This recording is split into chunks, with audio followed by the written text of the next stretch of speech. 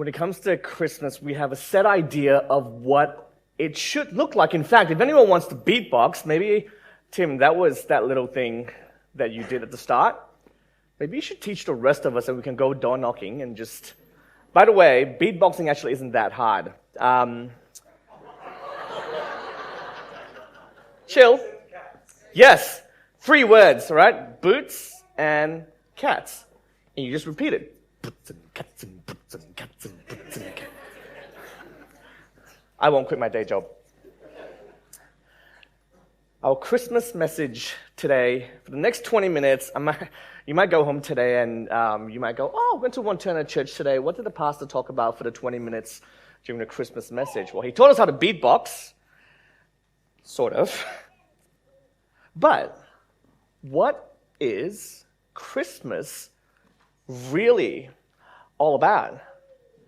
You see, the thing is, year in, year out, and some of us have been doing this since the day we were born, we come to a Christmas program and we expect pretty much a similar thing. And sure, we deliver the message a little bit differently, but for the most part, there is a certain level of expectation that we place on the Christmas message. In fact, there's a certain level of expectation that we place on Christmas in and of itself. We have certain traditions, we have certain things that we adhere to from year to year. For example, Christmas for many of us may look something like this.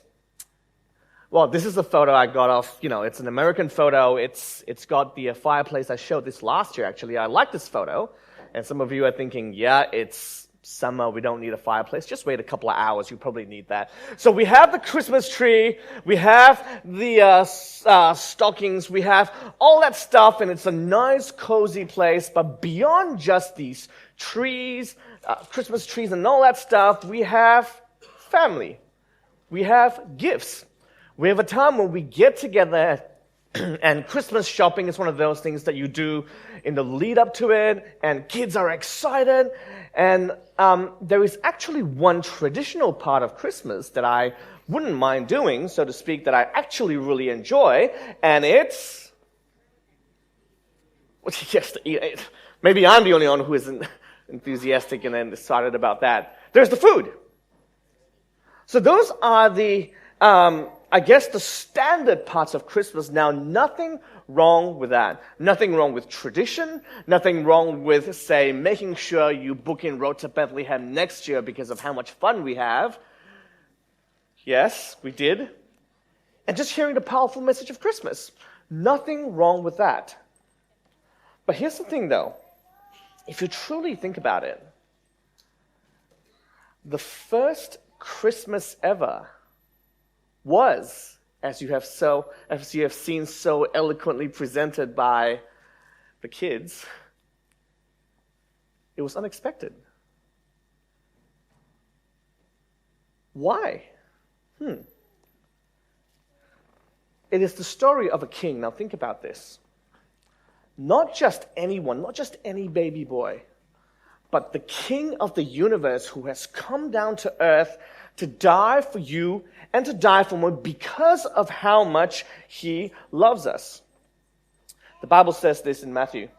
She will give birth to a son, and this is the angel talking to Joseph, and you are to give him the name Jesus, because he will save his people from their sins, and they will call him Emmanuel, which means God with us. That first Christmas must have been something else. The problem, though, is that most people today come to Christmas already knowing what to expect. I mean, you might go, yeah, the songs will be a little bit different. Yeah, we're going to have a drama. Can't wait to see what that looks like. But the core message itself, I mean, some of you are like, okay, he's just repeating the same thing that I have known for a very long time. This is the part I enjoy the music, I enjoy the drama, but the preacher speaks for about 15, 20 minutes, even less than usual, and I can already predict what he's going to say next. Now imagine this for a second. If you had come into this church and for the first time in your life, you were hearing about the Christmas message, And you're like, you mean Santa didn't invent Christmas? What would change about how you approach Christmas? The people of Israel, the Jews, had a certain expectation of what that first Christmas was going to look like. They wanted a king, but not born in a swaddling manger. They wanted a king that came with a sword, not with love. And so at the end of the day, for the Jews and for us, it comes down to two words. If you want to take anything away from the Christmas message today, it's these two words: expectations and perception.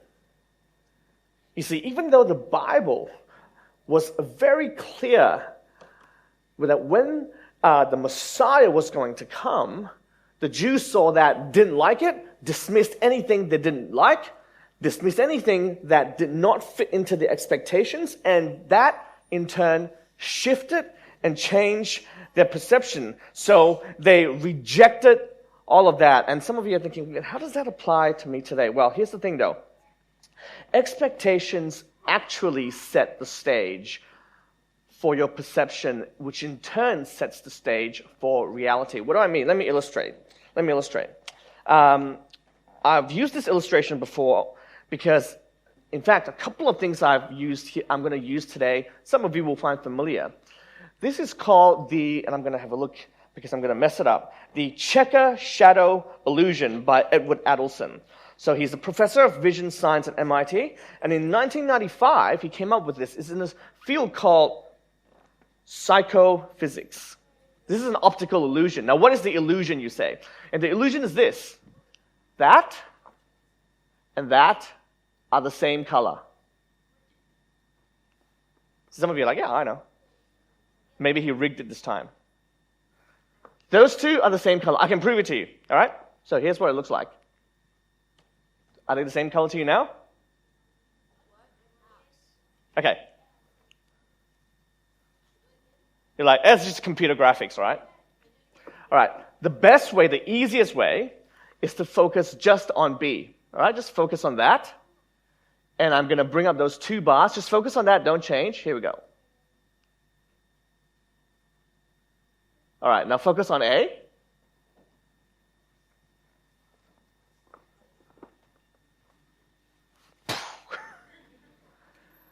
You have an expectation that maybe he's going to play a trick on us.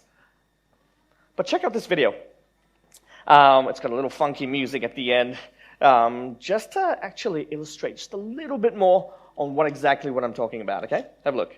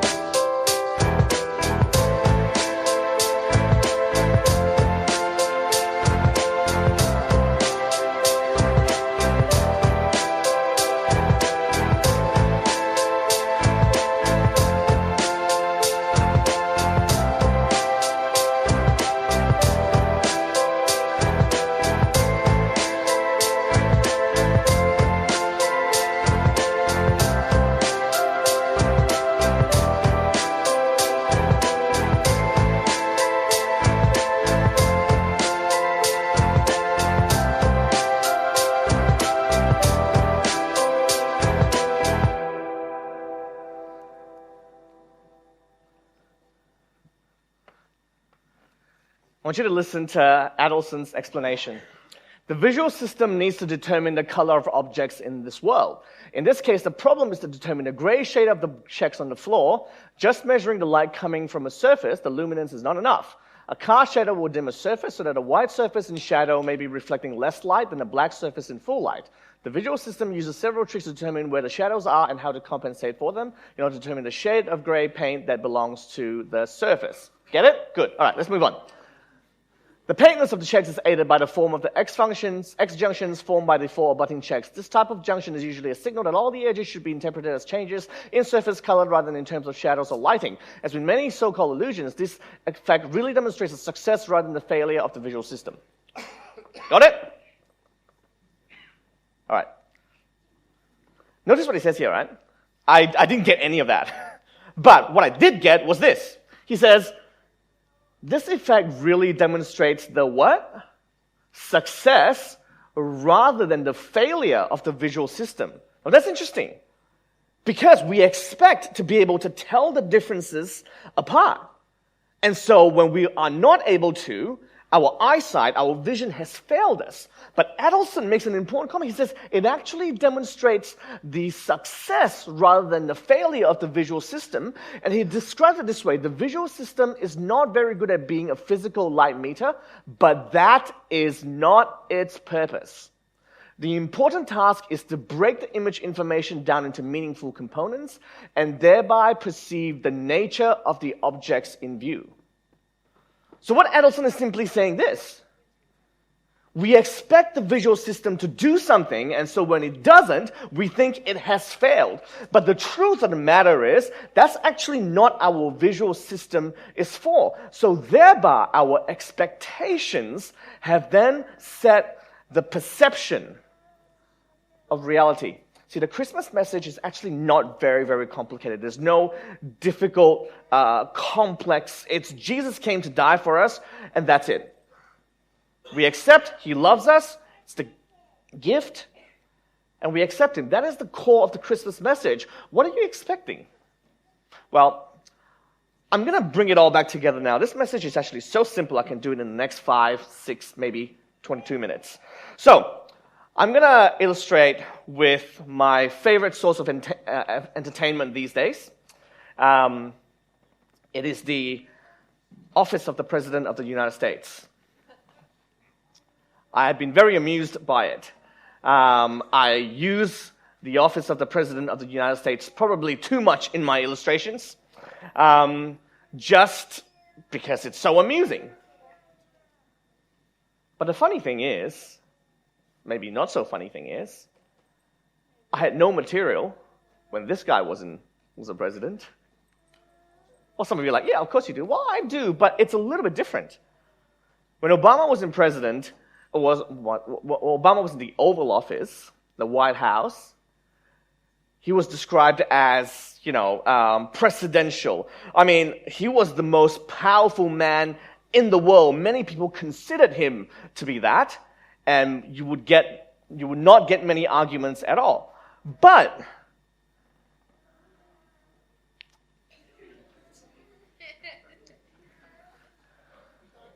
I apologize if there are any Donald Trump supporters. I have nothing against him. In fact, it's probably not fair that I use this picture. I should use a better photo of him.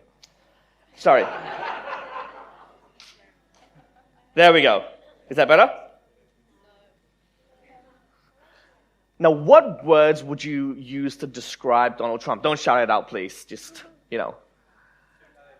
Toupee. The office of the President of the United States has not changed. We have certain expectations of what that office holds. I could talk about our Prime Minister. I'm not even going to go there, okay? The expectations hasn't changed, but the perception has. Why? Because we have a certain expectation. In fact, last year, Donald Trump visited the UK, and there was massive protests. So much so, and I saved this headline, I make sure to clip it. This was on Time magazine. Check this out, right? Protesters are gaming Google images, so when you search idiot, President Trump appears. Some of you remember this? I used this last year. I was quite excited when I came across this.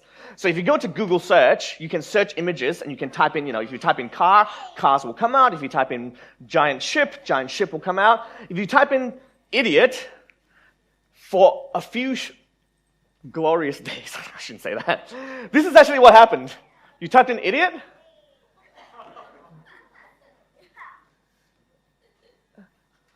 put your phones down. They've long since fixed it. Because there were certain expectations of what a president should be. And because of that, the perception changed entirely. But here's the question for you. If people hate him so much, how is he the president of the United States? Now, before you say Russian interference, the fact of the matter is, people voted for him. And the fact of the matter is, say what you want about him, he actually kept a lot of his promises. I'm not pro or against Trump. Like I said, I just find the whole thing very, very amusing. It comes down to these two words: expectations and perception.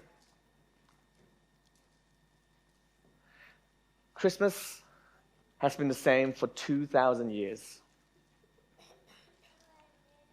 The first Christmas was as unexpected as you can imagine. But was it really? But for the last 2,000 years, for the last 5, 10, 20, 50, 80 years that you've been coming to this church, 100 years,